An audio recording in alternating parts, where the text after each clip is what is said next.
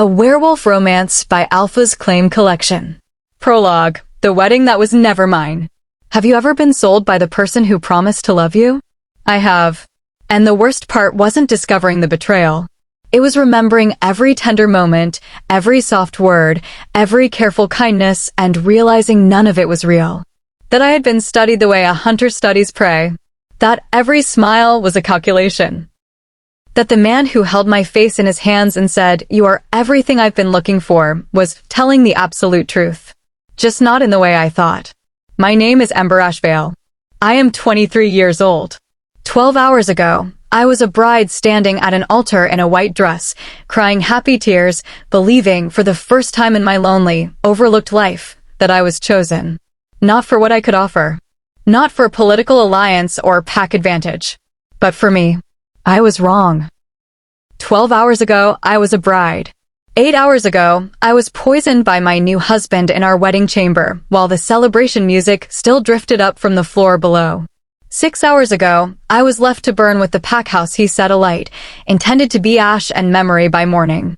And 3 hours ago, I stood in the rubble of everything he built, barefoot, my white dress shredded and scorched at the hem, my hands glowing orange at the fingertips like I'd swallowed the sun. And I understood what I was for the very first time. I am looking at those hands right now. The glow has settled to something quieter, like embers banked for the night. I don't fully understand it yet. Don't understand what I am or what I can do or what happens next. But I understand this. The fire that was supposed to kill me didn't. And the woman who walked into that pack house this morning no longer exists. She burned away with everything else. What remains is something older. Something that has been waiting in my blood for my entire life, patient as a coal, for someone to give it reason to wake. He gave it reason. Behind me, the pack house is still smoking.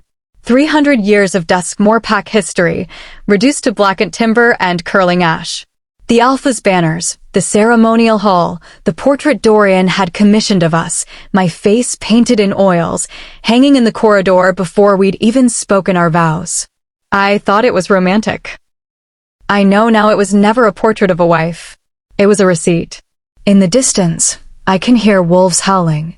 His wolves searching the wreckage, trying to understand what happened. Trying to understand how their Luna died in that fire and yet left footprints leading away from it. They haven't found me yet. They will. And when they do, when Dorian Duskmore looks at me across whatever space separates us and realizes the thing he tried to bury is standing upright and burning. I want to be ready. So before they find me, before the story becomes something else entirely, let me take you back. Back to the morning 6 months ago when a man with amber eyes and a careful smile rode into my territory and really looked at me for the very first time. Back to when I was still just a quiet Omega girl who believed that being chosen was the same thing as being safe. Let me show you how they built the cage, so you can understand exactly how I burned it down. Chapter 1. The Bride Price. 6 months earlier. I want to be honest with you about what my life looked like before Dorian, because it matters. Because the cruelty of what he did only makes complete sense when you understand exactly how little I had to begin with. How easy I was to deceive. Not because I was stupid. Because I was starving. The Ashvale name used to mean something in these territories. 3 generations back, we were a founding bloodline. Respected, protected, woven into the origin story of half the regional packs. My grandmother's name is carved into alliance stones that still stand on border markers across 4 territories. By the time I was born, none of that remained. My mother raised me alone on the edge of what used to be Ashvale land, in a cottage that leaked in winter and baked in summer, with a pack affiliation that was technically still active, but practically meaningless. We were tolerated the way old furniture is tolerated, acknowledged, never moved, never truly valued. When she died, I was 20, she was 44, a sudden illness the pack healer called a weak heart. I became the last Ashvale. Unranked. Unaffiliated in any meaningful sense. An Omega without a proper pack structure, which in the wolf world means existing somewhere between invisible and inconvenient. I had Len. She was a pack house servant for the minor Duskmore adjacent families in my territory. 2 years younger than me, with a gap-toothed smile and the kind of laugh that made other people laugh before they even knew the joke. She brought me food sometimes after my mother died. Sat with me on the cottage steps when I didn't want company but couldn't bear silence. She was the only person in my world who treated my presence like a gift rather than a footnote.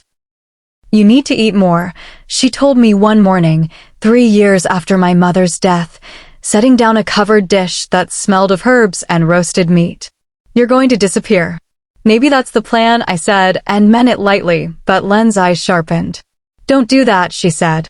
"Don't joke about it." I wasn't entirely joking. She sat down beside me, uninvited, and stayed for 2 hours. That was Len. She didn't fix things. She just refused to let you be alone with them. I tell you about her because you need to know what she meant to me. And because of what comes later. Dorian arrived on a Tuesday in early spring. I know it was Tuesday because I'd spent Monday doing the monthly inventory of what I could and couldn't afford that season, and the numbers were not good. And I'd gone to bed with the particular hollow feeling that comes from calculating exactly how little stands between you and genuine crisis. I was in the market clearing when he came through.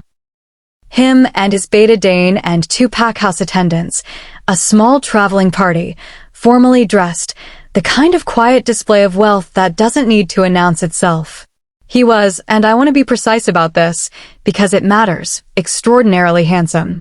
Tall, broad-shouldered, dark-haired, with the kind of amber eyes that seem lit from inside.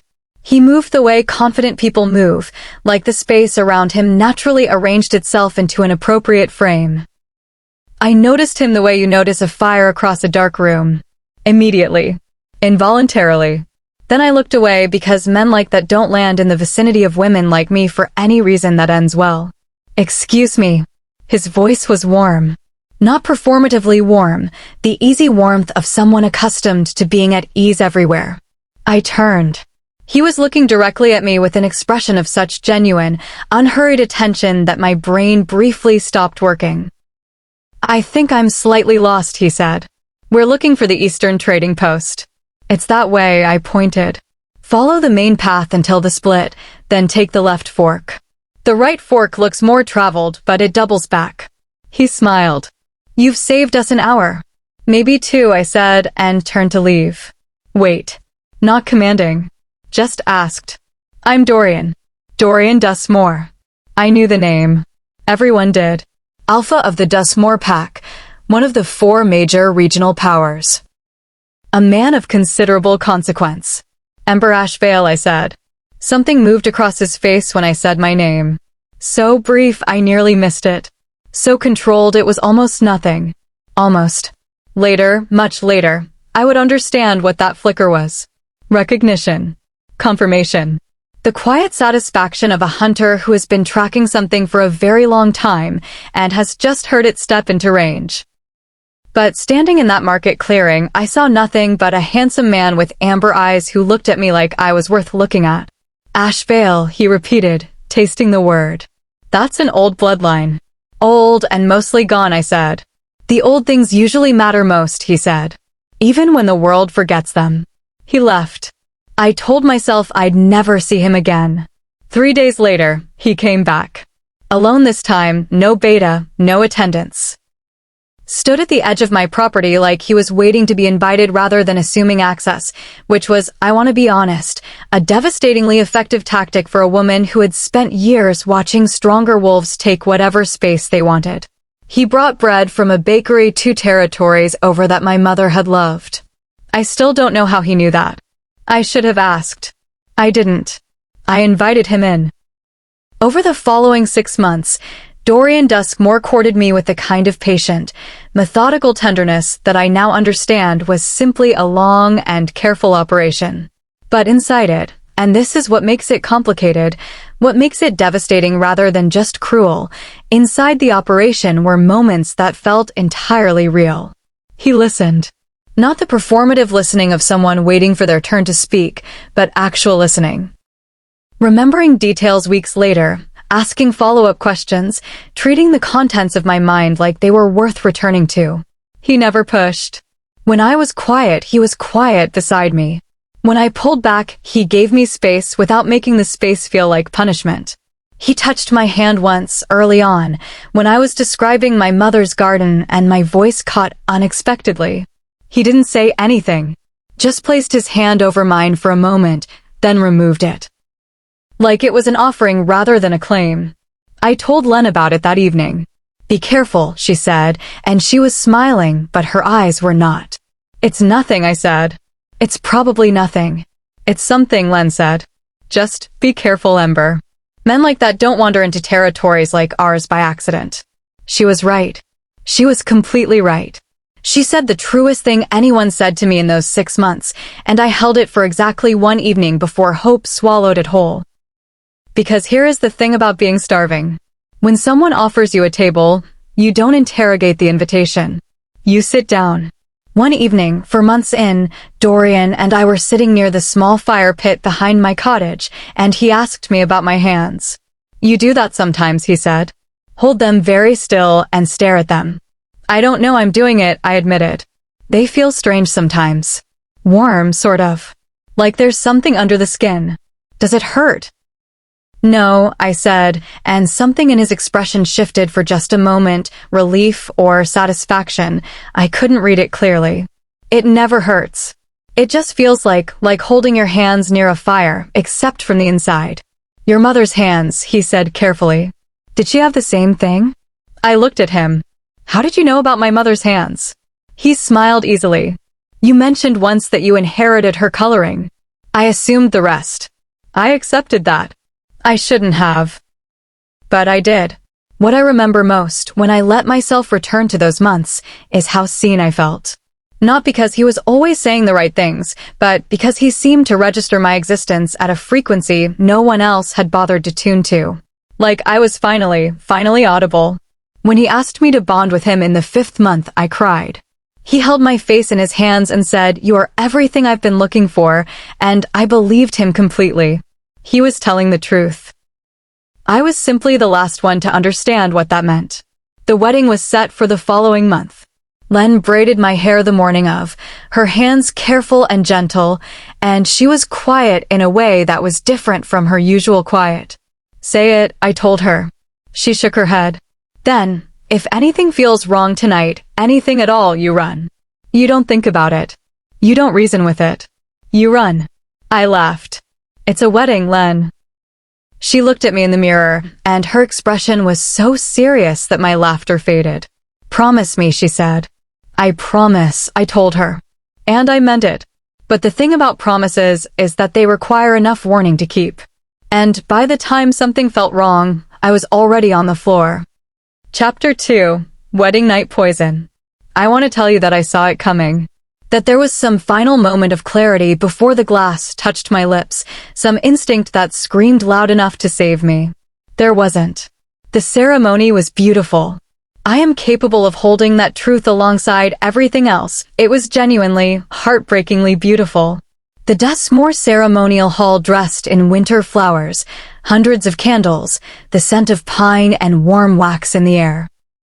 Dorian at the altar looking at me with an expression so precisely calibrated to resemble love that I carried it like a gift. I walked alone down the aisle. No family. No one to give me away, which in wolf tradition carries ceremonial weight. It means you belong to yourself first. I had spent years believing that was a disadvantage. For a few minutes, standing in that hall, it felt like dignity. Dorian's vows were long and specific and full of details. The exact color of the sky the day we met, the way I hold my coffee cup with both hands, the sound of my laugh when I'm genuinely surprised. Details a man only knows if he's been paying attention. Dane had written every word. I know that now. He spent weeks researching me before Dorian ever rode into my territory. But in that hall, in that moment, they were the most beautiful words anyone had ever spoken to me. I believed them. I said my own vows. Honest ones, unrehearsed, which in retrospect is the most painful part of the ceremony to remember. My honesty in a room full of performance. The mate bond sealed when we completed the vow exchange. I felt it snap into place like something clicking home, a warmth in my chest, a new awareness of him at the edges of my consciousness. the particular tenderness of a bond newly formed. His expression, when it settled, was one I couldn't quite read. Satisfaction, maybe. Relief. Like something long calculated had finally resolved correctly. We celebrated for 3 hours. Ate, danced, accepted congratulations from pack-mates whose names I was still learning. Dorian kept his hand at the small of my back the whole evening, guiding, warm, proprietary in a way that felt like protection. Dane watched from the edges of the room. He was always watching from the edges of rooms. I'd assumed beta personalities were like that, observant, background-oriented. Now I understand he was monitoring progress. After the guests began to disperse, Dorian led me upstairs to the Alpha's private chambers. The room was prepared, more candles, flowers, a fire laid in the hearth. A bottle of deep red wine on the sideboard. He poured 2 glasses. Handed me one. To new beginnings, he said. I touched my glass to his, smiling. To new beginnings. He watched me drink. Not the way you watch someone you're toasting with. The way you watch a process. Clinical. Patient. Waiting for a specific result. I noticed. For exactly 1 second, I noticed. Then the warmth hit my throat and spread too quickly, not the warmth of wine, but something else, something wrong, moving through me with intent, finding my limbs and making them heavy one by one. I looked at him. The glass was still in my hand. What? Sit down, he said. Gently. Still gentle. Before you fall. I sat because my legs left me no choice. What did you put in it? Not a question. My voice was already thickening. Something temporary, he said, setting his own untouched glass on the sideboard. You won't be harmed by it. Not by the poison itself. He sat across from me. Crossed one leg over the other. Comfortable. Like this was a conversation he'd been waiting to have. I need you to understand something, he said. And I need you to be calm enough to hear it, which is why the sedative was necessary. You would have run. Len told me to run, I said, and my own voice sounded far away.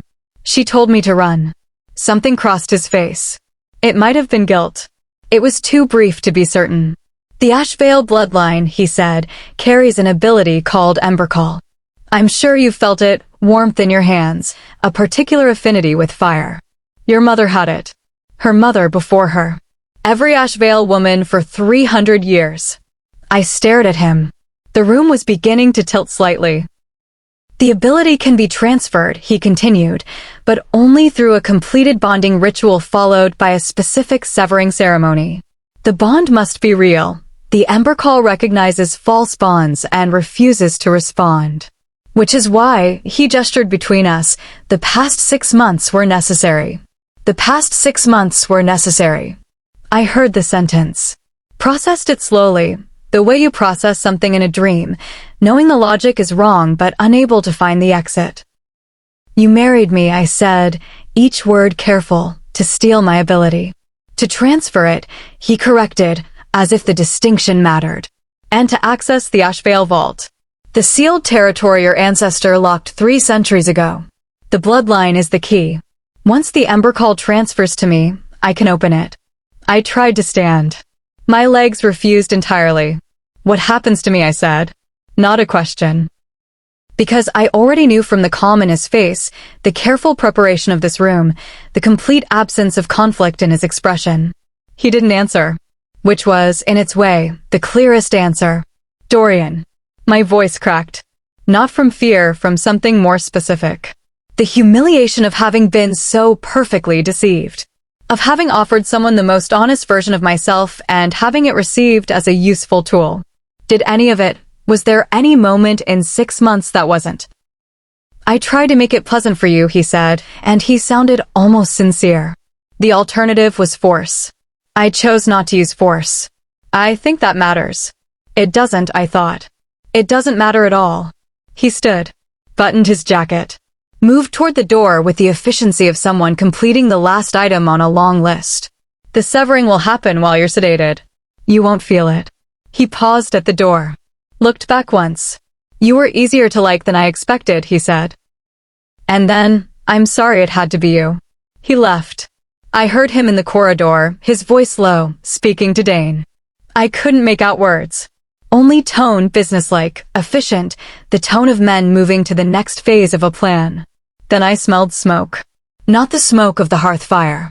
Smoke from below. From the walls. From the structure itself. He hadn't said it. He hadn't needed to. A living ember caller could eventually reclaim what was taken. Could testify. Could challenge the legitimacy of a forced transfer. A dead one couldn't do anything at all. The sedative had my lower body completely. I could move my arms. My hands. I pressed both palms against the floor and told my legs to work, and they gave me nothing. Below me, the celebration music had stopped. I heard, distantly, the sound of wolves beginning to evacuate, controlled, organized, a practiced emergency response. Everyone knew where to go. Everyone had been told. Everyone except me. I thought of Len. If anything feels wrong, you run. She would run. She had to be running. The smoke was thickening at the base of the door. I looked at my hands, pressed flat against the floor, shaking slightly from effort and sedative and terror. And faintly, so faintly I thought I was imagining it, orange. Warm at the edges. Like something under the skin, pressing outward. It never hurts, I'd told him. It just feels like holding your hands near a fire, except from the inside. I didn't think. There was no time to think. I reached toward the warmth instead of away from it. Stopped fighting it and opened my hands and let whatever was under my skin come to the surface. The smoke at the door didn't retreat, but it stopped choking me.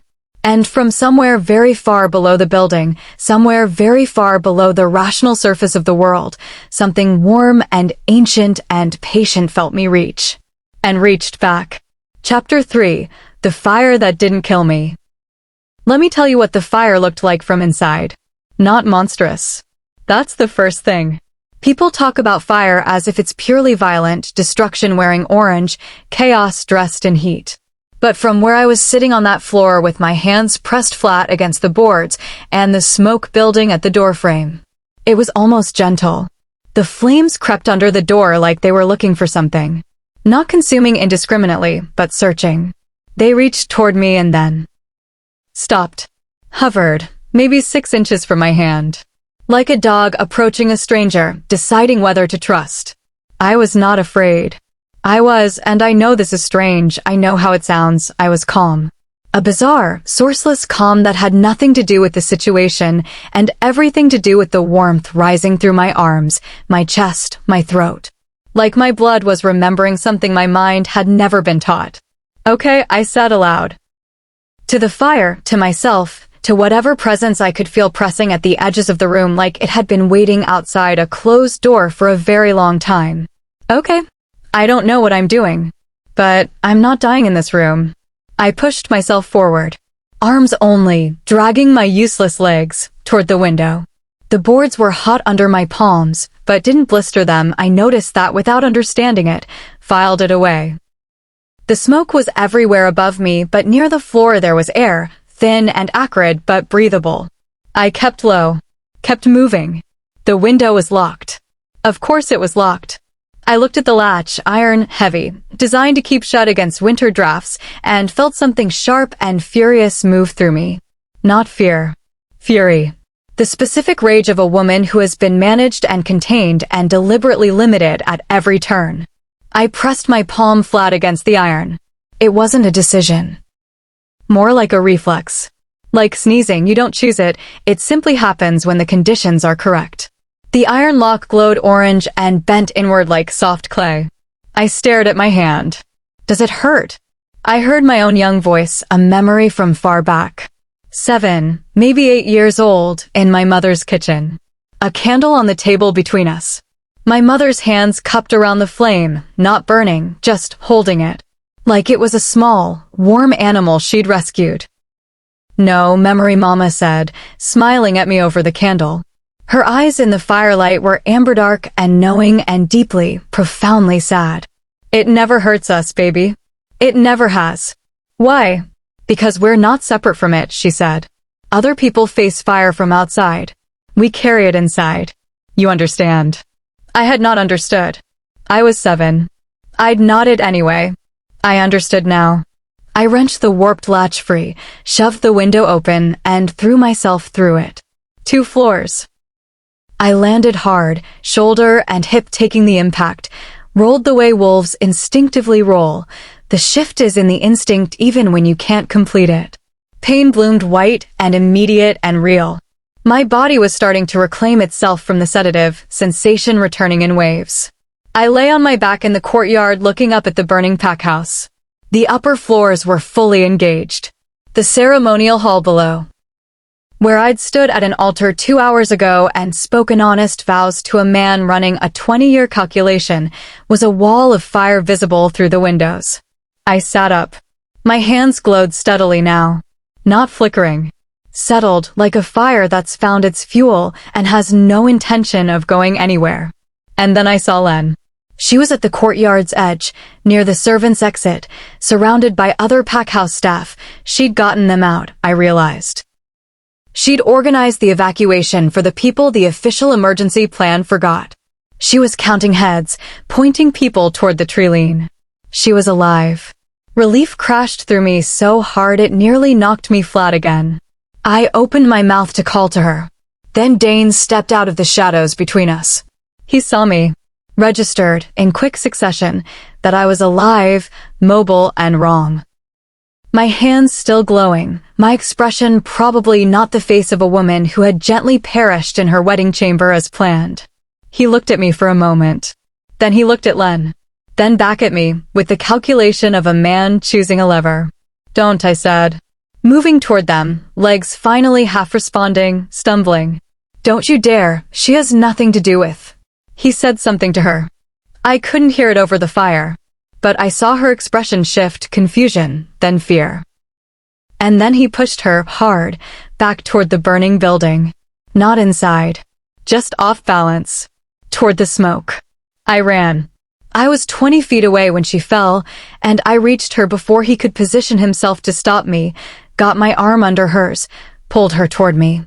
She was coughing badly, eyes streaming, but whole. Unhurt. I held her for exactly 3 seconds, and then she grabbed my face and stared at me. Your hands, she said. I know. Ember, your hands are. I know. You were supposed to be. I know. I pulled her up, got her steady. Can you walk? Yes. She didn't let go of my arm. What happened to you? What did he do? Later, I said. Get to the Treeline. Take everyone with you. Don't come back for anything. What about you? I'm not done yet. She looked at me, at my glowing hands, at my burning eyes, at whatever expression was on my face, and something in her relaxed. Not because I'd given her a plan. Because she recognized something. You look like your mother, she said. Right now. Exactly like her. She went. I turned back to the burning building. Dane was gone. Retreated somewhere into the organized chaos of the evacuation. And in the upper window, backlit by flames, still as a portrait, Dorian stood looking down at the courtyard. Looking for a body that wasn't there. He found me instead. We looked at each other across the distance of 2 floors and a burning building, and I watched the composed alpha mask fracture along every seam simultaneously. Shock. Confusion. And under that, moving fast, something that looked almost like fear. I held up one glowing hand. I didn't say anything. Didn't need to. His expression told me he understood. Then the roof of the eastern wing gave way with a sound like the world ending, and the fire between us became a wall, and I turned and walked away from the burning packhouse into the dark tree line. And the flames parted to let me through. I walked until the sounds of the fire and the shouting faded behind me. Until the forest closed in completely, and the only light was what I carried in my hands. Then my legs gave out entirely. I sat down in the roots of an old pine tree, in my destroyed wedding dress, and I shook. Not from cold. From the particular violence of adrenaline leaving a body all at once. My shoulder ached badly from the fall. My throat burned from smoke. The sedative was almost fully metabolized, but left a hollow, sick feeling in its wake. I looked at my hands. The glow was dimming now, settling back beneath the surface. My hands looked almost normal. Almost.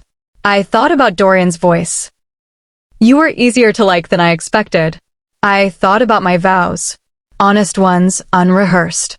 I pressed the heels of my glowing hands against my eyes and breathed. Then I heard it. Not a sound. Not exactly. More like warmth, arriving at the side of me the way a person arrives, filling the space beside me with presence. I took my hands away from my face.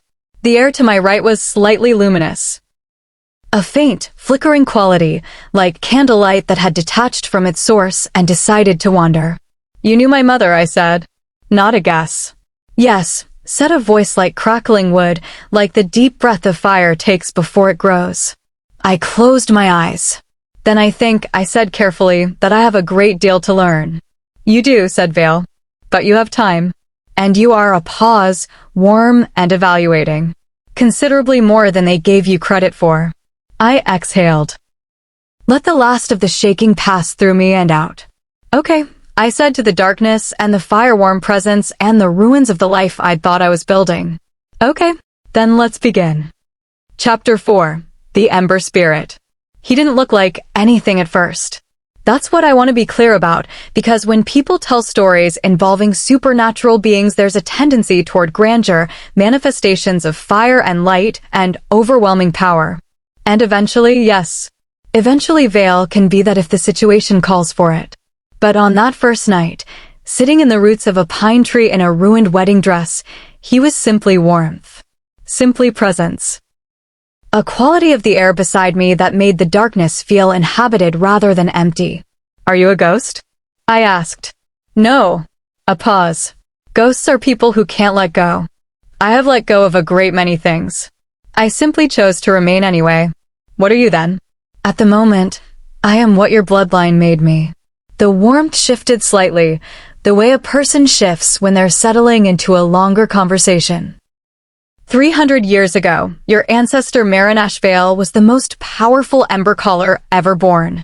And she knew, as every Ashvale woman knew, that powerful things get hunted. That the packs would eventually come for her ability the way they've come for everything else that threatens their hierarchy. So she hid it, I said. She bound it, Vale corrected. There is a difference. Hiding suggests absence. Binding means the power remained, but changed form. She took the fire spirit she'd spent a lifetime cultivating, the living flame that ember callers grow inside themselves through years of practice, and she poured it into a separate form. Into me. I looked at the luminous air beside me. She made you. She freed me.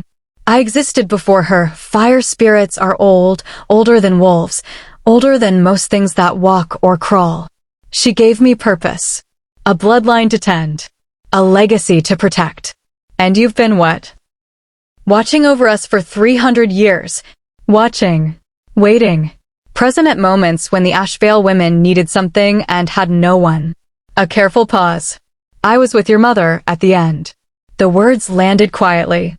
The forest absorbed them. Her heart, I said. The pack healers said it was a weak heart. Her heart was not weak, Vale said. Your mother had the strongest heart I've encountered in 3 centuries. I understood what he was saying before he finished saying it.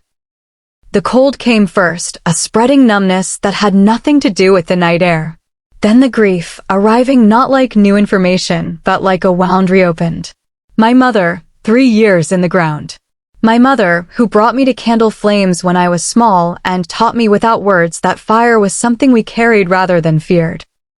My mother, who died at 44 of a sudden illness, while I sat at her bedside and held her cooling hands and told myself it was just bad luck, just the randomness of mortal fragility. How long, I said, and my voice came out flat and controlled, which surprised me because inside I was anything but. The Dustmore family has been tracking the Ashvale bloodline for at least 2 generations, Vale said. Your mother became aware of it when you were 16. She spent the remaining years of her life making the threat manageable, redirecting their attention, making the bloodline appear dormant and uninteresting. She was protecting me. She was protecting you, he confirmed. And when she understood they would eventually reach you regardless, when she knew she could not prevent it, only delay it, she asked me to watch over you in her place. To be present when the moment came. I pressed my fists against my knees. My hands were glowing again, brighter this time. The controlled anger made the ember call rise instinctively, and the pine roots around me steamed faintly where my hands pressed. She knew, I said. She knew what they were building toward. What they would eventually do to me. Yes. And she didn't tell me. The silence had texture. Careful, considered. She believed that knowing too early would make you hard, Vale said. That if you grew up aware of the threat, it would close something in you. She wanted you to have years of genuine softness first. Real trust. Real warmth. A pause. She wasn't wrong, you know. That softness is part of what you are. What makes the Ember Call respond to you the way it does? A purely hardened woman could not do what you did tonight. She burned her pack house down, I said flatly. She walked through fire, Vale replied, without flinching. And the fire recognized her and stepped aside. That is not destruction. That is relationship. I let out a long, unsteady breath. The ability Dorian tried to take, I said. Did it work? Does he have it now? The warmth beside me shifted in a way that felt almost amused. He has nothing. The Ember Call cannot be extracted from a living Ashvale woman. It's woven into the bloodline at a cellular level. It passes through inheritance, through death and birth, or it can be given freely, consciously, by the carrier. It cannot be taken. It cannot be severed. A brief pause. Dorian's family has been operating on a theory passed down from their founding alpha, who encountered an Ashvale woman 4 generations ago and misunderstood the nature of what he witnessed. They've been planning this for generations, I said. For something that was never going to work. Yes. They killed my mother for something that was never going to work. Yes, Vale said, and his voice was quiet with the weight of it. I sat with that for a long moment. The absurdity and the horror braided together into something I didn't yet have words for. The vault, I said finally. Tell me what it actually is. The Ashvale vault is real, Vale said. Merrin sealed it 300 years ago, not to hoard power, but to protect a record. An archive of every Ember Caller in the bloodline's history. Their knowledge, their memories, their techniques. Everything the bloodline had accumulated over centuries, preserved in a fire form that only an Ashvale woman can read. Dorian thought it was a power reserve, I said slowly. Something he could use. He was told it was, by a long chain of men who repeated a misunderstanding until it became legend. Warmth and something like tired amusement. What the vault actually contains is information. Knowledge. The complete history of your bloodline. And access to Merrin's original fire spirit practices, which, in the hands of someone who could actually use them, would make the carrier the most knowledgeable Ember Caller in 3 centuries. In my hands, I said. In your hands, Vale confirmed. I looked down at my hands. At the faint orange glow tracing my veins like light through thin fabric. All my life, these hands had been the strangest thing about me. The thing I hid kept pressed flat against my sides when the warmth built, wore gloves in warm weather, explained away as a circulation quirk whenever anyone noticed. The thing that made me feel most like I was broken in some fundamental way that I couldn't diagnose or fix. Can you teach me? I asked. I've been waiting 300 years to teach someone, Vale said. Merrin instructed me to wait for the right one. For an Ashvale woman who had suffered enough to understand what the power was for, but not so much that she'd forgotten how to hope. The warmth turned toward me like a face turning toward a face. I believe you are that woman. I burned a building down on my wedding night, I said. You survived a building burning down on your wedding night, he corrected. And you stopped to save someone on the way out. The distinction is important. Len. I closed my eyes briefly. She's okay? She reached the tree lean with the others. She is safe. I let out a breath I'd been holding since the courtyard. Dorian doesn't know I survived, I said. Not for certain. He saw me in the courtyard window, but the fire spread between us. He might believe it was a hallucination, stress-induced, a ghost made of grief. He might not know. He knows, Vale said. He saw your hands. He is not a man who mistakes what he has studied for 2 years for a hallucination. He knows you survived. The warmth took on a slightly different quality, careful, precise. He is also moving faster because of it. The vault ceremony was planned for the coming month. He will accelerate. He has pack law on his side, a completed bonding, documented transfer claim, your presumed death. He can file for spousal inheritance of Ashvale territory within 10 days. And the vault? I asked. Can he open it without me? He cannot open it. But he can stand in front of it with forged documentation and claim the right to try, and 5 regional pack leaders will stand behind him and call it legitimate. The legal weight of that claim is enough to give him access to Ashvale territory, to begin dismantling what's there, to destroy the archive without ever reading it. A pause. He doesn't need to open the vault, Ember. He just needs to bury it again so thoroughly that no Ashvale woman will ever reach it. I stood up. My legs held.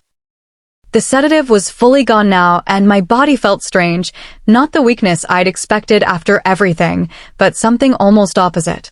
A clarity, a settled quality, like a storm that's finished arguing with the sky and gotten on with raining. How long to teach me what I need to know? I asked. Enough to be functional a week. Enough to be dangerous too. Enough to understand what you truly are. The warmth paused. That will take longer. But you have something most students don't. What's that? A reason, Vale said. Motivation of the specific kind that burns slow and even and doesn't run out. The best fire is never the one that blazes all at once. His voice was quiet and certain. It's the one that keeps going. I looked back toward where the pack house must be invisible now through the trees, but the sky above it still bright with dying fire. I thought about Dorian at the altar. About vows I meant in a room full of people performing. About my mother's hands over a candle flame and the thing she tried to protect me from knowing for as long as she could. About Len's voice, you look like your mother, and the fact that she was alive, and the fact that I was alive, and the fact that 10 days was not very long, but it was something. Then let's not waste time, I said. And Vale's warmth brightened beside me. Approval and something older than approval. Something that felt like relief, like a door opening after a very long wait, and together we walked deeper into the dark forest, away from the smoke and the ash and the ruins of the life they'd built for me, toward whatever came next. Chapter 5. What They Stole. 7 days. That is how long Vale and I spent in the wildlands before I fully understood the scope of what had been taken from me. Not just the wedding night. Not just the 6 months of calculated courtship. Not just my mother, 3 years cold and ground I now understood was soaked in deliberate cruelty. All of it. My entire life, shaped around a theft I hadn't known was happening. We made camp, if you can call it that. In a shallow cave system 2 territories east of Dustmore Land. Far enough that Dorian search parties wouldn't reach us in the first sweep. Close enough that Vale could feel the movements of wolves in the region and warn me if the perimeter shifted. He had explained his limits on that second morning, plainly, without apology. I am not omniscient, he said. The warmth of him had taken on a slightly more defined quality over the first few days. Not visible exactly, but present in a way that had direction, weight, a sense of a face even without features. I can feel fire. Every flame in 100-mile radius, hearth fires, torches, bodies running warm with anger or fear. Through those I can read movement and emotion. I cannot read minds. Can you read Dorian? I can feel his anger, Vale said. It burns very hot and very controlled. The worst kind, the kind that doesn't spend itself quickly. I know, I said. I lived beside it for 6 months without recognizing what it was. You recognized warmth, Vale said. Because warmth is what you needed. He understood that and used it. That is not a failure of your perception, Ember. It is evidence of his patience and his cruelty. I appreciated that he didn't soften it. Didn't tell me I couldn't have known, that anyone would have been deceived. All the gentle diminishments people offer when they want you to feel better rather than feel clearly. I needed to feel clearly. Every morning of that week, Vale taught me. Not combat techniques, not yet. He was insistent about the order of learning. You cannot aim a fire you don't understand, he said. First, relationship. Then refinement. Then direction. So we started with relationship. He taught me to sit near a flame and simply listen. Not for words. For intention. The way a fire moves differently when it's fed versus when it's starving, when it's contained versus when it wants to spread. The language of combustion, patient, and specific. It sounds abstract. It wasn't. By the third day, I could feel the difference between a fire that wanted to grow and one that was satisfied where it was. Could feel the quality of a flame change when it was given green wood versus dry. Not just see it, feel it, like sensing the mood of a living thing. Your mother could do this with her eyes closed, Vale said one afternoon. Tell me about her, I said. Not the end. The rest of it. He was quiet for a moment, and in the quality of his silence, I felt something I recognized, the particular tenderness of someone who loved a person they couldn't save. She was stubborn, he said, and his voice was warm in a specific way. Enormously stubborn in the way quiet people sometimes are, all that will with nowhere obvious to put it. She used to argue with me about technique. Tell me I was teaching her the old way, that there were more efficient methods. A pause that felt like a smile. She was often right. Did she know about Dorian's family? How long did she know? From the time you were 16, he said. A Dustmore scout was seen in Ashvale territory, taking samples. Soil, water, checking for bloodline markers, as it turned out, though your mother didn't know that specifically at first. She began watching. Tracing. Connecting reports of accidents involving Omega women with strong elemental affinities across the region. How many? I asked. Vale was quiet. How many women, Vale? In the Dustmore lineage's pursuit of the vault, he said carefully, across 3 generations, that we can confirm 7. Ashvale women and Ashvale adjacent bloodlines. Women with partial Ember call who were mistaken for the main line, or who were eliminated preemptively. 7 women. 7 lives dismantled or destroyed in pursuit of a power they'd misunderstood and could never actually use. I pressed my hands flat against the cave floor and felt the stone warm under my palms. My mother spent 4 years protecting me, I said slowly. Running interference. Making the bloodline look dormant. Yes. And when she ran out of ways to protect me, when she understood they were going to reach me regardless, she didn't warn me. I stopped. She asked me to stay close to you, Vale said. She made one request.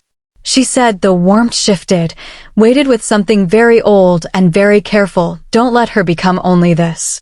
Let her be a person first. The fire can wait. I put my face in my hands. Not crying. Just holding the weight of it. A mother who loved me so completely she chose to let me be ignorant and soft and deceivable rather than rob me of the years of ordinary trust that preceded the betrayal. Who understood that what came after would require every ounce of warmth I'd accumulated. Who was right? She left you a message, Vale said quietly. I looked up. What? When she understood she was dying, he said, she had enough time for one act of deliberate Ember call. She poured a memory into the nearest flame, the candle at her bedside, the one you kept burning for her through those last nights. A pause. I caught it. I've been carrying it since. When the time is right. When we reach the vault, it will be there. I stared at the luminous air that was Vale. You've been carrying my mother's last message for 3 years. She asked me to deliver it at the right moment, he said simply. Not too early. Not when you were still raw from the loss. When you were ready to hear it as information rather than grief. Are you deciding when I'm ready? She decided, Vale said. She specified the conditions. You needed to know what you are, and you needed to have survived something significant, and you needed to be choosing your next step rather than reacting to the last one. A warmth, careful, and loving. She knew you well. I sat with that. With the impossible fact of a mother who planned from beyond death for her daughter's moment of most need. She sounds infuriating, I said. Enormously, Vale agreed. You're exactly like her. I almost smiled. Not quite, but almost. On the 5th day, Vale told me about the vault in full. Not the version Dorian had been sold, a reservoir of extractable power, territory to be seized and weaponized. The truth. Ember Ashveil had been the last fully trained Ember caller before the bloodline was driven underground. She had spent 50 years accumulating not just the ability itself, but the full philosophy behind it. A complete understanding of fire as a living system, as a communicating intelligence, as a force with its own form of memory. When she understood the packs were coming for her, she made a choice. She didn't hide the knowledge. She preserved it. Poured every technique, every memory, every conversation she'd ever had with fire spirits into a living archive. A flame that didn't go out. Sealed inside a vault of black Ashvale stone, addressed to whoever came next. It is not a weapon cache, Vale said. It is a library. And a letter. A letter to who? To the next one who needed it, he said. To you, as it turns out. Though Marin had no way of knowing your name. I thought about that. About a woman 300 years dead who looked forward through generations of grief and loss and deliberate hunting and said, someone will survive this.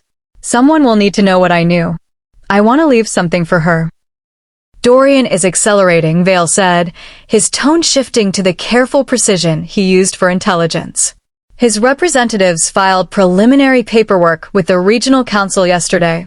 They're citing the completed bonding documentation, your presumed death, and spousal inheritance law. He has 8 days before the council convenes to rule. If the council rules in his favor, he gets legal access to Ashvale territory. The vault is within that territory. Even if he can't open it, he can have it destroyed under council sanction. Declared a dangerous artifact. Vale paused.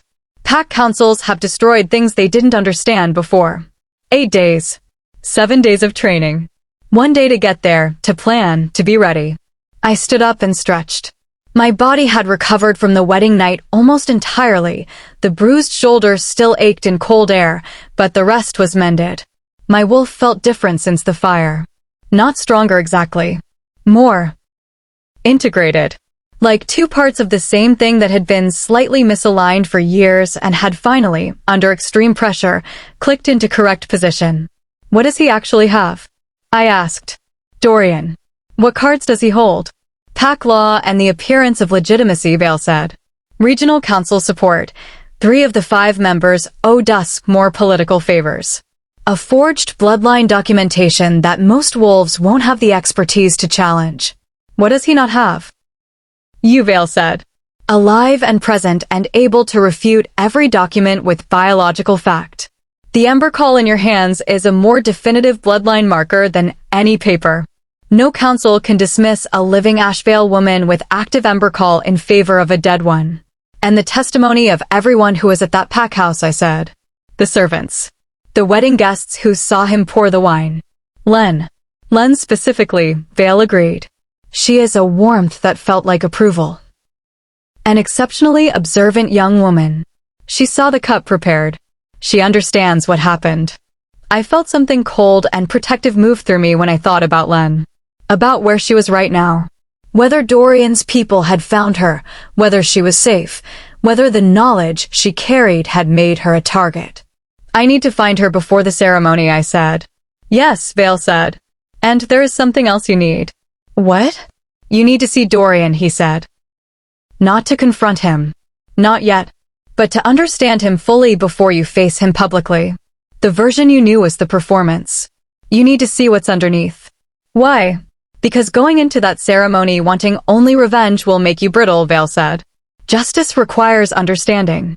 It doesn't require sympathy, but it requires truth. All of it. Even the parts that complicate the story. I thought of my mother. Of the way she'd let me have years of genuine softness before the hard truth. Of the choice she made that I didn't understand until I was sitting in a ruined wedding dress in the dark. All right, I said. Show me who he really is. I wasn't prepared for what I found. But then I was beginning to understand that preparation was largely a story the living tell themselves. The truth doesn't wait for you to be ready. It simply arrives. Chapter 6. Learning to Burn. 2 days before I intended to scout Dorian's territory, my wolf came back to me fully.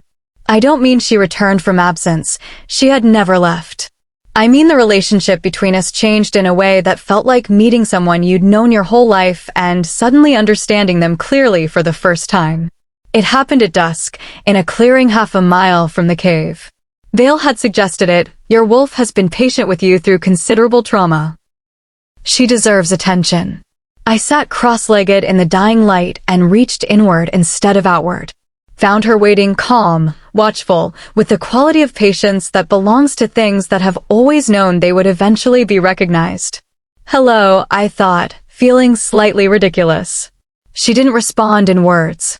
She responded in sensation, warmth and movement, and a specific, settling weight, like a hand placed steadily on a shoulder. We shifted. Not in pieces, not in the stuttering, painful progression I'd lived with my whole life, the shift that always lagged behind stronger wolves, that always arrived last and looked smallest. This was continuous. Like water becoming ice, not separate events, but a single transformation. When I stood on 4 legs in the clearing, Vale's warmth brightened sharply. I didn't expect that, he said, and he sounded genuinely surprised, which from a 300-year-old fire spirit felt significant. I looked down at myself. I was rust-red and gold, exactly as I'd glimpsed in the river's reflection that first morning. But larger than I'd been before the wedding night, not massive, not the broad, powerful build of alpha wolves, but built for something different. Long legs, deep chest, a frame made for sustained speed, for endurance, for covering ground. And at my edges, where my fur met the air, a faint luminescence, like embers banked in a hearth.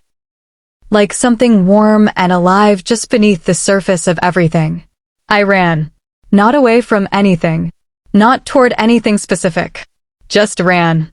Because I had spent 23 years in a body I'd believed was deficient, had measured myself against the broad gray wolves of dominant lines and found myself wanting, had apologized internally for taking up space that seemed designed for larger creatures. And now I ran and felt the ground disappear under me and understood what my mother had tried to tell me in the language of candle flames and careful protection. We were never the wrong kind of wolf. We were simply a kind the others had worked very hard to forget existed. I ran until the last light left the sky, then shifted back and sat on the ground with my hands on my knees, breathing hard, feeling more like myself than I could ever remember feeling.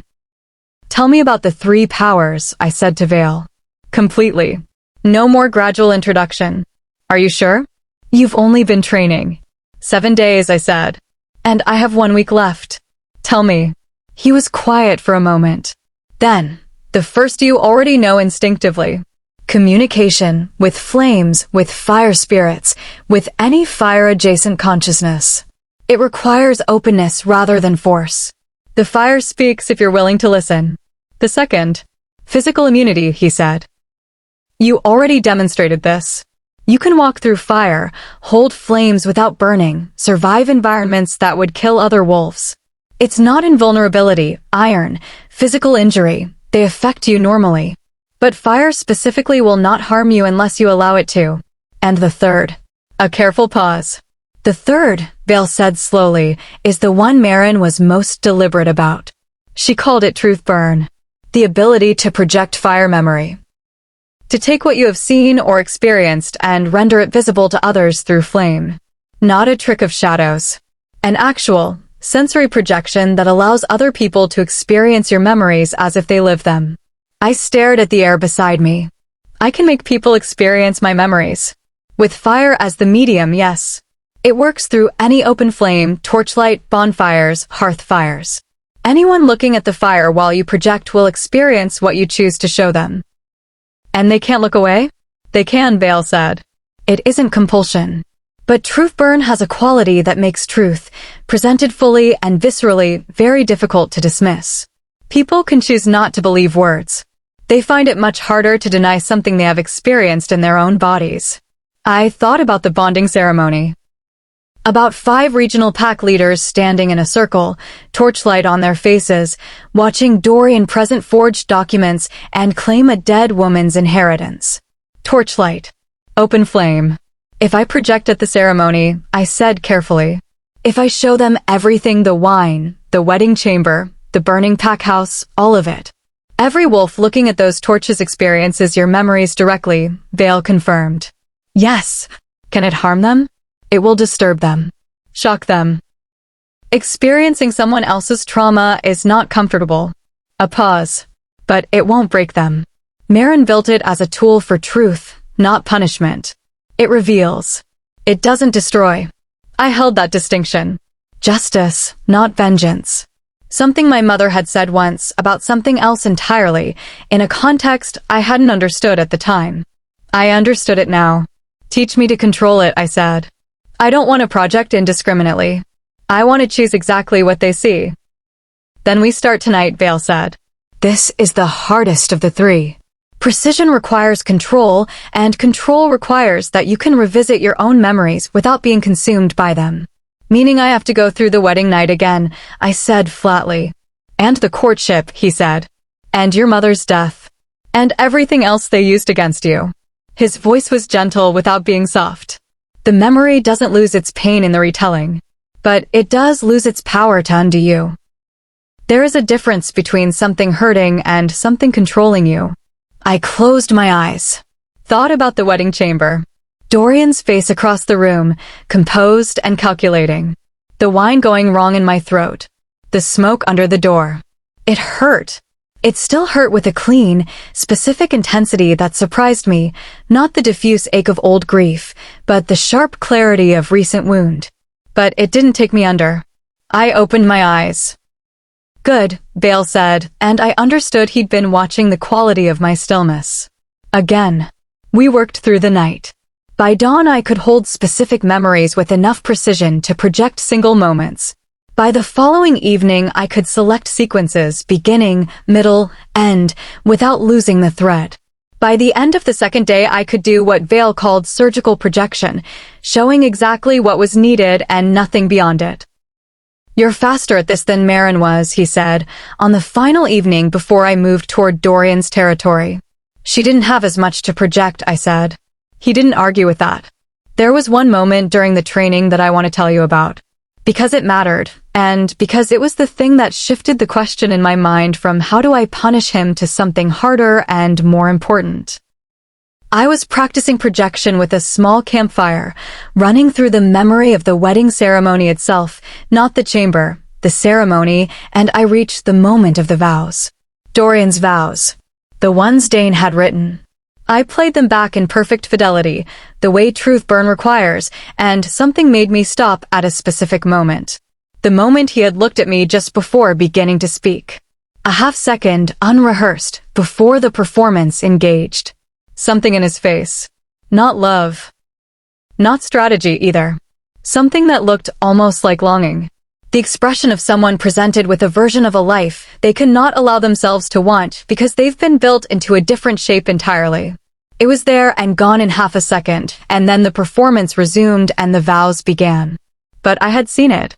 He felt something, I said, stopping the projection. Yes, Vale said quietly. Not love, I said, but something. He spent 6 months with a woman who was exactly what he would have wanted, Vale said, in a life he was never permitted to want. The capacity for genuine feeling was in him. It simply was not, in the end, stronger than 20 years of conditioning and obligation. That doesn't excuse it. No, Vale said firmly. It doesn't excuse it. It explains it. And you need the explanation because when you face him publicly, and he says he had no choice, you need to be able to say clearly that he did. That you saw it. That the choice was there and he made it anyway. I sat with that. Understanding someone's cage and refusing to enter it yourself. The distinction Vale had named days ago, now fully real in my hands. He's going to say he loved me, I said. Probably. Part of him might even believe it. Almost certainly. And it still won't matter. No, Vale said. Because love that chooses its own comfort over another person's life is not the kind that earns anything. Understanding what it was, naming it accurately, that matters. But it doesn't change the accounting. I nodded. Stood. Looked toward the direction of Dustmore territory. Tomorrow, I said. Tomorrow, Vale confirmed. I went to find Len first. Chapter 7. The Alpha's Weakness. Finding Len took most of the first day. She'd done exactly what I expected of her, moved, kept moving, refused to stay anywhere long enough to become findable. She was sheltering with a family 3 territories over, people she'd known before the Dustmore posting, who had the particular quality of quiet allies that exist everywhere in wolf territories. People who disagree with the powerful but lack the position to say so publicly. When I knocked at the door and she opened it, she stared at me for a full 5 seconds. Then she pulled me inside by my wrist. "You're real," she said. "I'm real. Your hands are still." "Still," I confirmed. She looked at me for another long moment, cataloging the differences, the silver streaks in my hair from the fire exposure, the quality of stillness I developed over the training week, the faint luminescence at my edges that didn't fully disappear anymore. "You're different," she said. "Yes. Are you okay?" And the simplicity of the question, not "what are you" or "what happened" or "what are you going to do," just "are you okay?" asked by someone who wanted to know the actual answer. It nearly undid me. "Not entirely," I said honestly. "But getting there." We sat up through most of the night. I told her everything. Carefully, completely, watching her face move through shock and grief and fury and the particular cold clarity that settles over a person when something they suspected is confirmed beyond doubt. She had seen Dane prepare the wine. Not the poison itself, the cup, the deliberate positioning, the instruction to the serving staff to only pour from the sealed bottle. She had suspected, had not had the specific knowledge to act. "I should have warned you more clearly," she said. Her voice was flat with self-directed anger. "I told you to run, but I didn't tell you why. I thought if I named it directly you'd refuse to believe me, think I was jealous or paranoid or—" "Len." I put my hands over hers. She looked at them, at the warmth, the faint glow, and then at my face. "You gave me exactly the tool I needed. I ran. A second later and I couldn't have. I should have done more. You organized the evacuation of every servant in that building," I said. "You counted heads. You made sure everyone was out." I held her gaze. "How many people did you get out of that building?" She blinked. 17. 17, I repeated. "So you did more than enough." She was quiet for a moment. Then, with the particular practicality that I had always loved about her, "What do you need from me?" I told her. About the ceremony. About Dorian's accelerated timeline. About the council convening in 6 days, the vault, the truth burn, all of it. She listened without interruption. When I finished, she was quiet for a moment. "I'll testify," she said. "In front of the whole council. In front of everyone there. It could put you in danger. Ember." Her voice was gentle and absolute. "You walked through a burning building. I can stand in a clearing and tell the truth." Vale's warmth, hovering near the window, brightened slightly. I left Len with a route to the vault site and a meeting time and moved on to Dorian's territory before dawn. Shadow moving through Dustmore land felt different than the wildlands. Charged. Every sense sharpened by the specific tension of being in enemy territory, which was also, and I had to hold this complicated truth, territory I'd spent 6 months learning to think of as home. The pack house had been partially rebuilt already. The exterior damaged sections were boarded and scaffolded, workers moving through the site with the efficiency of a pack used to demonstrating resilience. The message was clear: Dustmore does not fall. Dustmore rebuilds. I didn't go inside. Didn't need to. I went to the private study Dorian kept in the separate planning building adjacent to the main house. The one I'd visited twice during the courtship, the one where he kept his personal correspondence separate from official pack business. The lock was iron. I bent it with my palm the way I'd learned to, not aggressively, just firmly, a conversation rather than a command. The room was exactly as I remembered. Methodical. A mind that organized information with the precision of someone who had grown up understanding that information was power. Documents filed by territory and date. Correspondence in labeled leather folders. Maps on the walls with careful notations. I found Dane's operational reports first. 6 months of them, filed by week, tracking my movements, my emotional state, my responses to specific triggers in Dorian's behavior. Subject responded well to attentive listening. Subject shows particular vulnerability around maternal references, used sparingly for maximum effect. Subject's trust threshold is slow but thorough, once established, highly resilient. Subject. I read through all 6 months in the cold, careful way that Vale had taught me to revisit difficult memories. It hurt. It was meant to. I read every word and let it hurt completely, and then I set it down and breathed and moved on. The vault documentation. The council filings. The forged bloodline papers, impressively done. I could see why a council without specific Ashvale expertise would accept them. And then, at the back of a bottom drawer, the letters. Not to Dane. Not about the operation. Letters to his father. Dates spanning the past 4 years. The first written when the old Alpha Dustmore died, before Dorian assumed formal leadership. I recognized the handwriting immediately, had watched him write notes, lists, small reminders to himself during our months together. I read the first one standing up. Then I sat down and read the rest. He wrote to his dead father the way some people pray, without expectation of response, with the unguarded honesty that only arrives when there's no audience to manage. The letters were not the correspondence of a man comfortable with his choices. I have begun the approach. She is not what I expected. The target profile suggested an isolated woman, easily manipulated through loneliness. This is accurate, but incomplete. She is also perceptive and specific and honest in a way that requires more careful calibration than anticipated. Then, 2 months later, I find myself looking forward to the visits in a way that has nothing to do with operational progress. This is a problem I am managing. Then, she told me today about her mother's garden. I didn't manufacture a response. I didn't need to. I want you to know, before I finish this, that I am aware of what I'm doing. I am not confused about it. I am simply going to do it anyway because you built me to, and I don't know how to be anything else. I put the letter down. Read it again.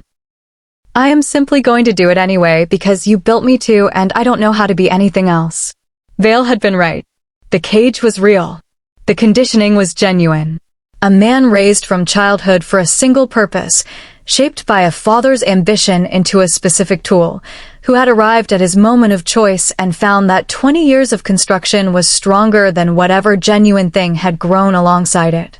Understanding it didn't move me to mercy, but it moved me to something else. Something colder and more permanent than anger. The specific devastation of recognizing that the man who'd held my face and spoken vows at me had been, at some genuine level, also a victim of the system I intended to dismantle. That didn't save him from consequences, but it changed the shape of what justice needed to look like. I replaced the letters exactly as I'd found them. Left the room the way I'd entered, lock bent gently back into position, no evidence of entry. Stood in the gray pre-dawn outside the planning building with my hands at my sides and my ember call running warm and steady under my skin. You understand now, Vale said beside me. I understand, I confirmed. And? I thought about Marin, 300 years ago, choosing to preserve rather than punish. Choosing to leave something forward-facing rather than just strike backward. The system, I said. That's the real target. Not just him. The entire architecture. The pack laws that make Omega women legally vulnerable, the inheritance rules that allow what he tried to do, the council structures that would have rubber-stamped his claim on my life and my bloodline without asking a single uncomfortable question. Yes, Vale said. Punishing Dorian without addressing the system just makes room for the next Dorian, I said. Yes. So I need the council present, I said. All 5 leaders. Not just as witnesses to Dorian's exposure. As participants in a reckoning about the laws they uphold. The ceremony, Vale said. 6 days. 6 days, I confirmed. I turned away from the Dustmore packhouse. Away from the letters and the operational files and the portrait of a bride that somewhere in the rubble had burned to nothing. Let's go, I said. And we moved toward the vault. Chapter 8. The Reckoning Ceremony. The vault site was 3 hours east of Dustmore territory, in what had once been the heart of Ashvale land. I had never been there. My mother had kept me away from it deliberately. I understood that now, the way I understood everything about her choices differently from the other side of the truth she'd protected me from. She had never brought me to this place, never pointed at it on a map, never mentioned the name. And yet when Vale brought me to the edge of the clearing and I saw the vault for the first time, something in my chest recognized it completely. It was not what I'd imagined. I think I'd pictured something imposing. A fortress. A heavy door set in a mountainside, surrounded by warning symbols and the visible weight of 3 centuries of protection. Instead it was small. A circle of old ash trees, their trunks black and smooth, their branches meeting overhead in an arch. Inside the circle, a flat stone maybe 4 feet across, set flush with the ground. In the center of the stone, a shallow depression the size of 2 cupped hands. And in the depression, barely visible in daylight, a single flame.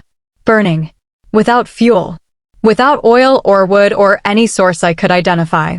Just burning. Steady and small and utterly, impossibly alive. I walked into the circle. The ash trees did something when I crossed the threshold. A sound like breath drawn in, like a room full of people reacting to something. Not sound exactly. Resonance. The trees feeling the specific frequency of an Ashvale bloodline and responding. I crouched beside the stone and looked at the flame. It looked back. That's the only way to describe it. The flame oriented toward me with the specific intentionality of a living thing that has been waiting and has recognized what it was waiting for. I reached my hand out above it. Easy, Vale said softly. Let it come to you. The flame rose toward my palm. Touched it. And the recognition that moved through me was so complete and so ancient that I had to close my eyes, not from pain but from the sheer density of it. Marin's lifetime poured into a single point of contact. 300 years of knowledge waiting. The ceremony is in 3 days, I said, when I could speak again. Can I learn what I need to in 3 days? You don't need to learn it, Vale said. You need to unlock it. The knowledge is already in your bloodline. Marin put it there. The vault just reminds you. Like remembering something you always knew. Exactly like that. I spent 3 days at the vault. I won't describe all of it. Some things that happen in those liminal spaces between who you were and who you become resist description. Not because they're secret, but because language arrives after experience and can only ever approximate. What I will tell you is this. On the first day, I learned my full lineage. Every Ashvale woman who had carried the Ember Call before me, back to Marin. Their names, their lives, their specific gifts, and the specific ways the wolf world had tried to use or destroy those gifts. 7 names I recognized from Vale's earlier account. 7 who were murdered. I sat with each name until it was not just a name but a person, a specific, irreducible individual who had existed and been valuable and been taken. By the time I reached the 7th, my hands were burning steady and bright, and I was not crying. I was decided. On the 2nd day, I practiced truth burn at scale. Using the vault flame as an amplifier, projecting outward into the ash trees until the clearing was full of living memory, until I could hold the complete narrative of the wedding night and the 6 months before it and project it with surgical precision. This detail for this audience, this moment for this purpose. On the 3rd day, Vale gave me my mother's message. He released it into the vault flame, and I received it the way Ember Call receives everything, not as words, but as sensation, as experience, as a memory I hadn't lived becoming as real as one I had. My mother, at her bedside. The last candle. Her hands, our hands, cupped around the flame the way I'd seen in my earliest memories. She looked directly at me. Through the fire. Through 3 years of death and distance. She said, "You were never the weapon, baby. You were always the point. Live well. Love something. Let the fire keep you warm instead of carrying you away." And Ember a pause. Her eyes, dark amber in the firelight, mine exactly, steady and specific. Don't be alone. I was too alone, and it made me small in ways that mattered. Find the people worth keeping. Keep them close. Let them know you. That was all. That was everything. I sat beside the vault flame for a long time after. The ash trees breathing quietly.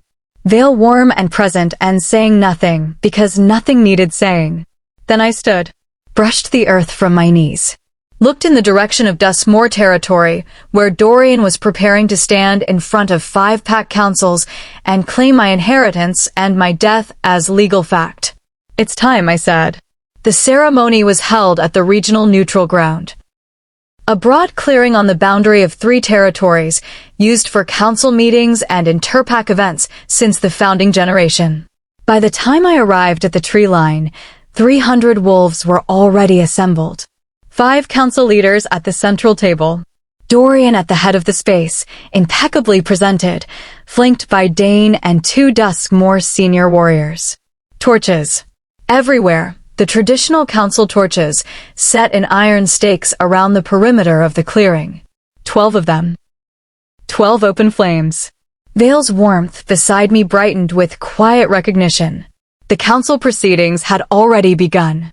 I watched from the trees as a Duskmoor representative presented the documentation, bonding records, death certification, the spousal inheritance claim. The council members reviewed papers, asked procedural questions, moved toward the ruling with the smooth efficiency of men who had already decided. I looked at the 12 torches. Breathed. Found my anchor point. Not rage, not grief, not the cold satisfaction of anticipated justice. My mother's voice, live well. Love something. Len, somewhere in the tree-line on the other side of the clearing, waiting for my signal. The 300 wolves who did not know what they were about to witness, who would leave this clearing different from how they arrived. Marin, 300 years of patient waiting, finally about to be named. Now, I thought. I walked out of the trees. The shift in the clearing was immediate, not sound, not movement, but a quality change in the air, the way a room changes when someone significant enters it. The wolves nearest me felt it first. Turned. Registered what they were seeing.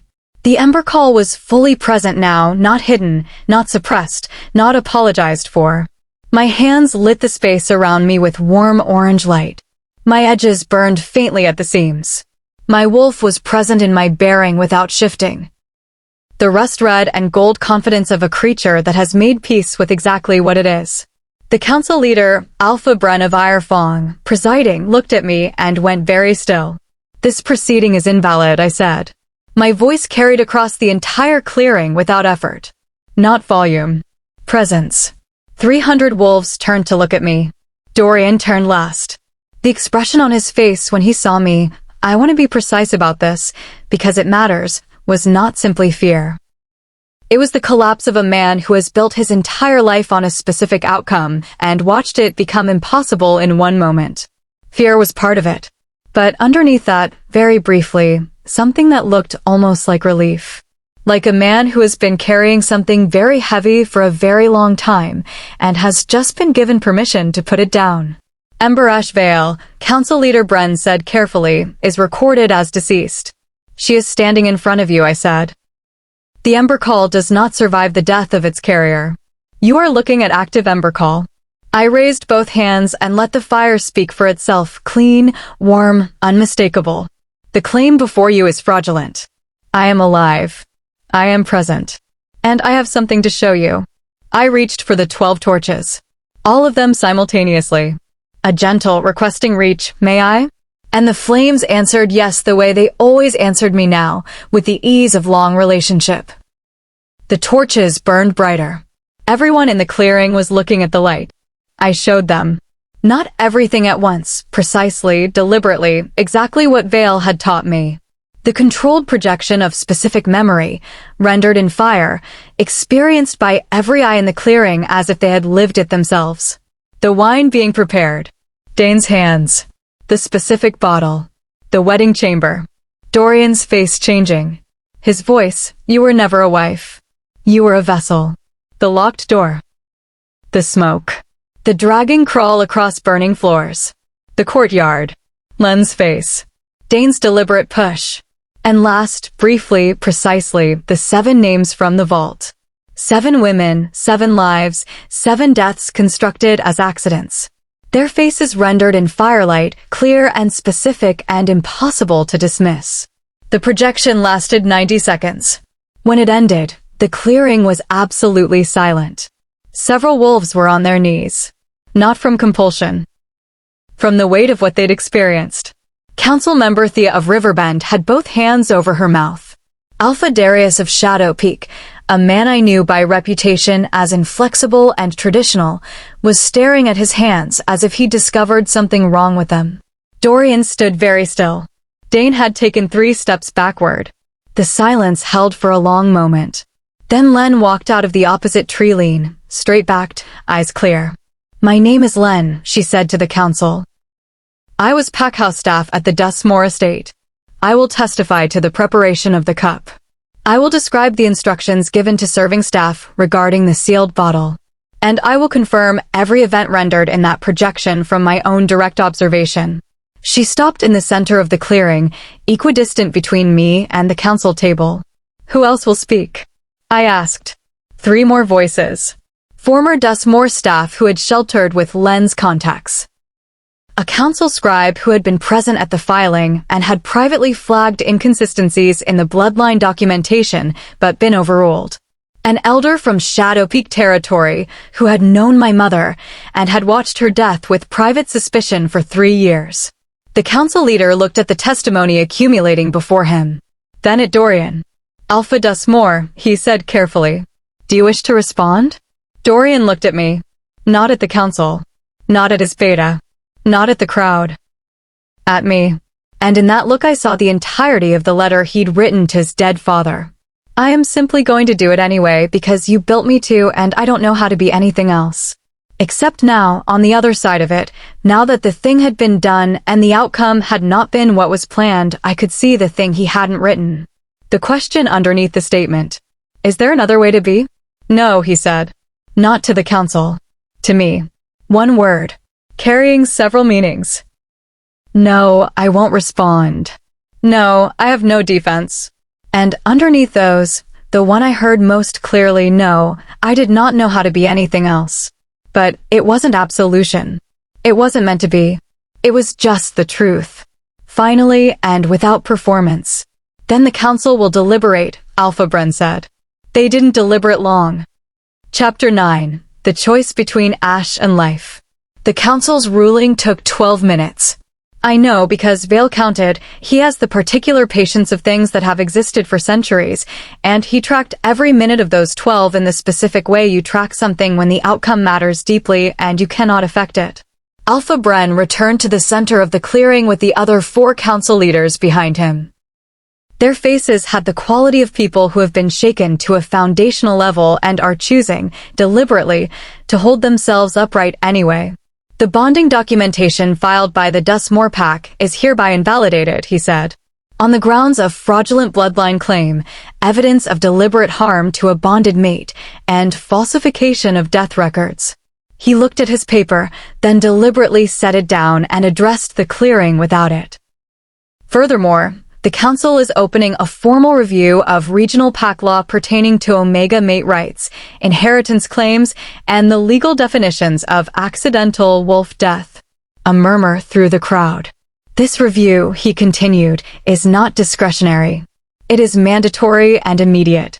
We will be inviting testimony from Omega representatives across all 5 territories. He paused. This should have happened a long time ago. That it did not is a failure of this council specifically and of our collective pack governance broadly. We acknowledge that failure. A longer silence. As for the specific case before us, Bren said, by unanimous council ruling, Dorian Dustmore is removed from Alpha standing, effective immediately. The matter of criminal proceeding will be referred to the Regional Justice Tribunal. Dane stepped forward. You can't. Sit down, said Council Member Thea of Riverbend, and her voice was cold enough that he sat. I watched Dorian. He didn't react to the ruling with anger. Didn't reach for authority or rage or any of the alpha instinct responses I might have expected. He stood with his hands at his sides and looked at the ground and looked, for the first time since I'd known him, exactly like what he was, a man at the end of a long, wrong road, finally stopped. The crowd began to shift. Packs were forming around their leaders, conversations breaking out in urgent clusters. The weight of the proceeding releasing into the 100 smaller conversations it would take to process what had just happened. I stood in the middle of all of it and felt, unexpectedly, specifically, the question arrive. Vale had warned me it would come. Had said the decision point wouldn't feel dramatic. Had said it would arrive quietly, in the middle of something else, when I was too tired and too full of the day to brace against it. He was right. The vault is open, the question said, in my own interior voice. What now? I had 2 paths. I could take the vault's full power reserve into myself. Marin had built in that possibility. It would make me, functionally, the most powerful supernatural entity in the regional wolf world, able to enforce the reforms the council had just committed to, able to walk into any pack territory and make them keep their word through pure authority. An Embercaller at full historical capacity hadn't existed in 3 centuries, and there were good reasons certain alphas had worked very hard to prevent that from changing. Or I could permanently seal the vault. Lock it the way Marin had locked it, forward-facing this time, not against access, but against weaponization. Keep my own Embercall as it was, genuine, functional, mine. And trust that the work of today would carry itself forward without supernatural enforcement.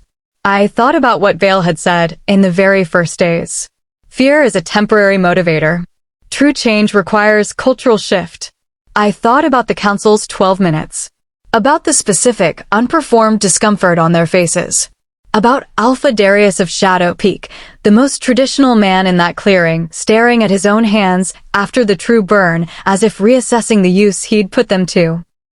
About Len, walking out of the tree lean straight-backed with her testimony ready. About the scribe who'd flagged the documents and been overruled and had waited for a moment to speak. About the 3 other staff members who came forward without being asked. The change was already in motion. Not because of the threat of a supernatural enforcer. Because of the truth. Fully told. Impossible to unsee.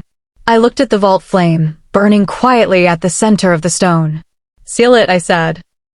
Vale was beside me, warmth and patience and 3 centuries of watching Ashvale women find their way. Are you certain? Lock it the way Marin locked it, but forward-facing, I said. No single pack can ever claim it. No individual can absorb it. Let it stay as it is, a record, an archive, a memory. For whoever needs it next. You'll retain only what you already have, Vale said. Your Embercall as it stands. Significant, but not invulnerable. Good, I said. I don't want to be invulnerable. I want to be present. I looked at Len, across the clearing, watching me with an expression that said she understood something important was happening. I want to be findable. The vault flame, when I sealed it, didn't go out. It went quiet. The difference between a bonfire and a hearth, the same substance, the same warmth, just settled. Ready for long use rather than immediate spectacle. I put both palms against the stone and felt Marin's archive settle permanently into its new configuration. Open to Ashvale blood. Accessible to anyone with genuine need and invitation. Impossible to weaponize or seize or transfer against will. The ash trees breathed. The flame burned steady. I stood up. Dorian was being escorted away by council representatives when I crossed the clearing toward him. The escort stopped when they saw me coming. Not from deference, but from the instinctive recognition that this was a private moment that public procedure should step back from. He looked at me. I looked at him. I had rehearsed nothing. Had not planned this moment, had deliberately left it unscripted because I understood instinctively that the scripted version would be about performance and this needed to be about truth. I want you to know, I said, that I read your letters. His jaw tightened. The ones to your father, I said. I know what you felt. I know it was real. I held his gaze. I also know you chose wrong. And knowing both things simultaneously, that it was real and that you chose wrong, is something I'm going to carry for a long time. Ember. I'm not here for an apology, I said. I don't need one. What you did is in the record now, the council has it, the testimony stands, the truth is told. That's not about you anymore. I paused. But I wanted you to know I saw the person under the operation. Because I think you've spent your whole life believing those 2 things can't coexist, the person and the alpha your father built.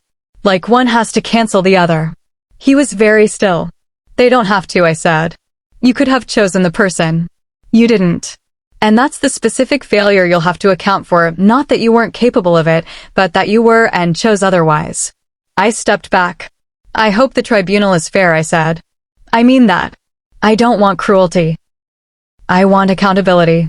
There's a difference. I turned away from him. And behind me, quietly, I heard him say, I know. Epilogue, what burns remains. 1 year later. I am standing at the edge of a clearing I have been to many times now.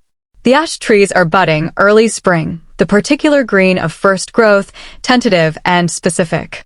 The vault flame burns in its stone depression, quiet and steady, exactly as it has burned for 300 years.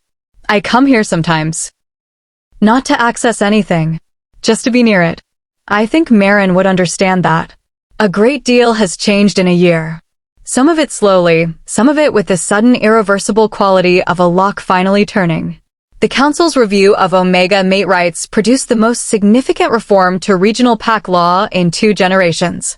It was not easy. There were challenges, delays, 3 council sessions that nearly collapsed under the weight of political opposition. There were alphas who used the reforms as an excuse to consolidate power in the short term under the cover of procedural compliance. But there were also wolves, more than I expected, in more territories than I anticipated, who had been waiting for exactly this. Who had watched the old system operate and found it wrong and been unable to say so without cost. Who took the legal reform as permission to be the kind of wolf they'd wanted to be. No supernatural enforcer required. Just permission. And truth. And enough momentum to make the better choice feel possible. Dane received the tribunal's most severe ruling. The specific premeditation, the direct operational responsibility, the deliberate push toward the burning building, the tribunal was thorough and unsparing. Dorian's proceeding was more complicated. I testified, told the tribunal what I told him directly. That I had seen genuine feeling and chosen wrong, that this combination of factors was neither exculpatory nor meaningless, that what I wanted from the proceeding was precision rather than maximal punishment. The tribunal listened. Their ruling stripped him of permanent alpha eligibility and required 10 years of supervised probationary status outside pack governance. It was not nothing. It was not everything. It was accurate. He is, as far as I know, somewhere in the Eastern Territories. Living as an ordinary wolf, no pack rank, no governance role, working the kind of practical labor that doesn't ask about your history. I don't track him. I don't need to. His father's letters are in the tribunal record now. Sealed, but extant. Evidence of the system that made him, and evidence that the system requires dismantling, not just punishment of its products. Len lives 3 houses down from me. She made that decision about 2 months after the ceremony, with the practical decisiveness that I had always loved about her. Arrived at my door with 2 bags and a look that dared me to suggest she was being impulsive. I made tea. We have been neighbors since. She works with the Omega support network that grew out of the council reforms, a formal infrastructure now, with resources and staff and a communication system that reaches across every territory in the region.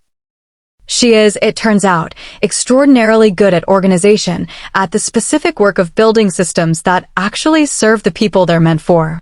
She is also, I suspect, building something she will lead someday. She doesn't know it yet. Or maybe she does and is simply not saying so. I know the look. Vale is still here. I ask him sometimes if he wants to go the same way I asked the first shadow was asked in the story I know you've heard. He always answers the same way.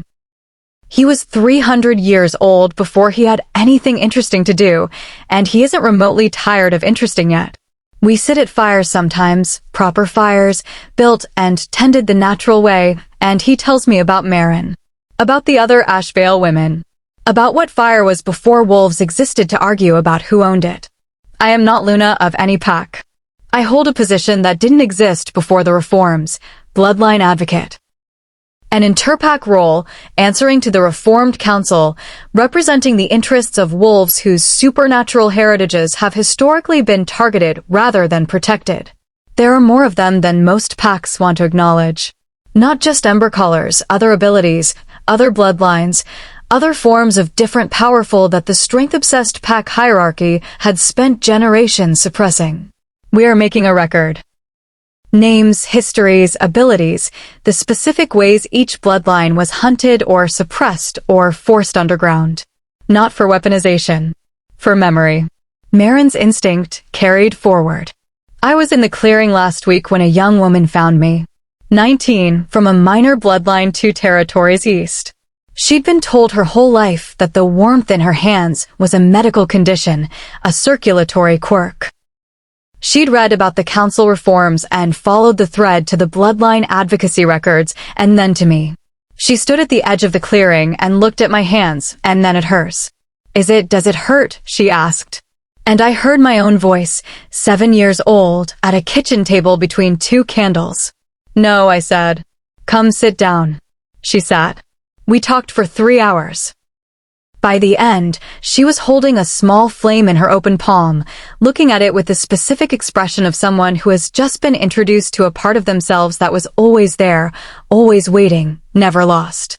I thought of Marin. Thought of my mother. Thought of 7 women whose names I know now.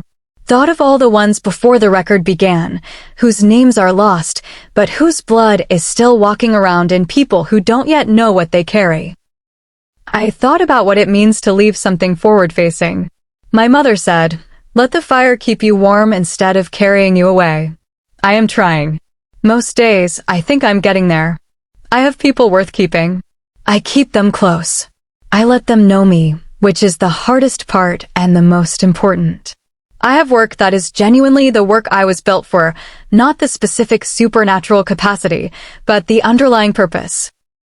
Finding the ones who have been told they are wrong in their specific kind of strength. Sitting beside them. Saying, no. Listen. Let me show you what you are. I still come here. To the ash trees and the quiet flame. I still put my palms against the warm stone and feel 300 years of women who refused to disappear, who poured their knowledge into a flame and said, someone will need this.